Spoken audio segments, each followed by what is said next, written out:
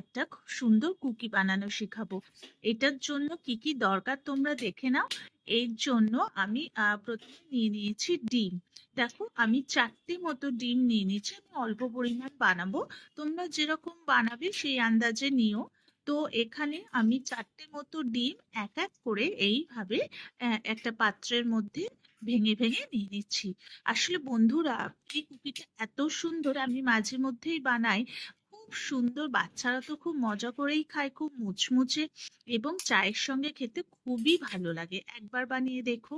আর শোনো না, যদি তোমাদের আমার এই ভিডিওগুলো ভালো লাগছে তাহলে একটুখানি কমেন্ট করে জানিও প্লিজ। আর আমার চ্যানেলটা সাবস্ক্রাইব করো, ফেসবুক থেকে দেখলে ফলো করে দিও।